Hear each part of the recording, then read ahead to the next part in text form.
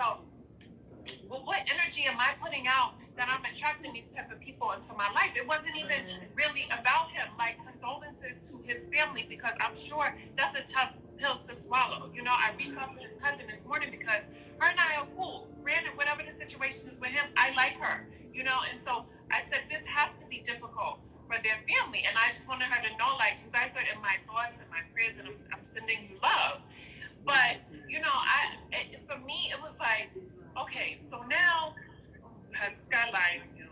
You had to scam her. Like, we gotta switch the trajectory here, you know. And that's why I'm like, I'm about to get the stage out. Like, I don't, you know, and like I like Patty, I really like, but I'm just really trying to like take it super. When I say like turtle slow, I'm just scared of everything. You know what I mean? But can I tell you, Jen, and people who don't know you, your heart is so pure, and I have always just admired how vulnerable you are and how open. I said this to you recently, like how you remain open to love. And I know that it's not always easy to find, but I think that that's part of the challenge for us as Black women, is that we're forced in many ways to have to put on this armor and be so strong because of the attacks, because of the lies, because people don't show up and, you know, demonstrate who they really should be or who they say they are to us and demonstrate something different.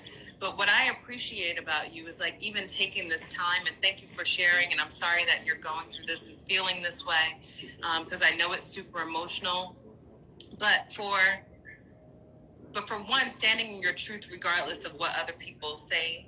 And that's why I even opened up and said, how do you deal with that? Because I think we live in a world, everyone lives in this world where we feel so hyper criticized, but then for you to be in a public and have to live this life publicly, but still try and honor your heart and your spirit and be a good person, which is what I know you to be and who I know you to be.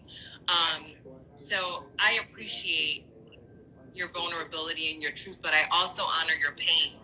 I honor your pain, and I know it's not easy to deal with that. And I also feel like, you know, we do have to take inventory and stock ourselves about what's happening around us and figure out what role we play in that, but also recognize that people have their own stuff that's independent of you, Jen. Right. That's independent of you. Right. You know, because people have to suss out and source their own things. And so I think you're an incredibly beautiful heart. Externally is no question about it, but you're an incredibly beautiful heart and spirited person. And I want nothing but joy and happiness for you, and fullness and abundance and God's light upon you in every possible way. Thank you so much. I really, really, really, really appreciate that. And I don't want these situations to make me bitter or change my heart, because that's not who I was raised to be. So I'm going to continue to be that person. I think one of the things that I do ask God for is just discernment, and wisdom and knowledge, but really discernment, because I just clearly I'm having some type of issue with that. So that's one of the things that I'm hoping to get better with. And I just want to keep my heart pure. So let me keep the good heart. I don't want to turn into some stone cold bitch, and just have the discernment. Yeah. And I think you said it earlier, though. I think the key for us as Black women is making sure that our tribe is tight.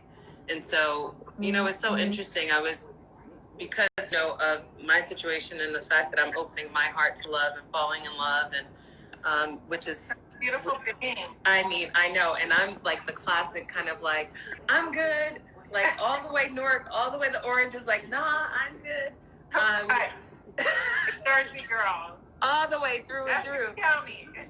You already know. And so like now that I'm being open, I did say to my close girlfriends, I was like, what do you think?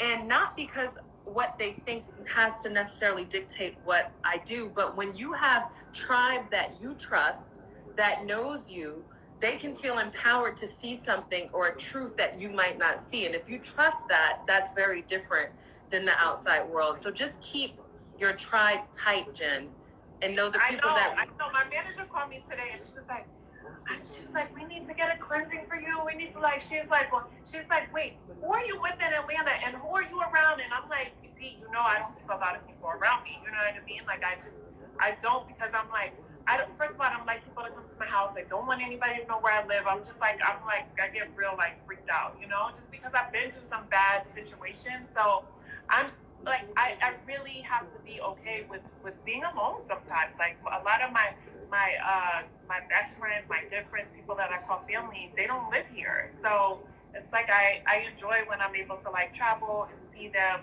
I do have a friend here, a really good friend that, you know, she lives close to me. I lean on her. I have a friend that lives here from first grade. It's actually her birthday today. Happy birthday, Tanisha, if you're watching. So one of my friends from first grade, but she lives like 45 minutes away. She has a kid, so, you know, she's like a little busy, but it's okay. I'm okay. Like But when you're not okay, lean on the people, including myself, that are going to support and love you. No, and I so appreciate but you. Because when also, I wake up to those messages, or you send me like Bible scriptures, keep it coming. I need all of that. Keep it coming. But I mean it though, because it's like we also have to, as Black women, realize that we don't have to always be strong in those moments, right. And there are times when we're not okay, and when we're not okay, we just have to know how to lean into those things that are going to support our wholeness and support our wellness and support our kind of like our comeback. With that, I just want to ask you one last question before you go. Okay. I mean, I love that someone just said, wow, Tanisha, first grade. Yes, when you have friends from first grade, that's how you know you're a real one, though, Jen. Yes. Because when you meet people that don't have any friends from back in the day, you're like, I know. I have two friends from first grade, one from third grade, one from fifth grade, and Angela's from 10th grade. So we all like, we have like a little name. We call ourselves immediate. We take a group trip every year. We're on like a text message, a group text. So yeah, I have good people in my life, and I'm thankful that I'm able to maintain those relationships. Because if you let those chicks on Basketball Wives tell it, they're like, oh, she's a horrible friend, she's this, she that, she don't have no real friends. Actually,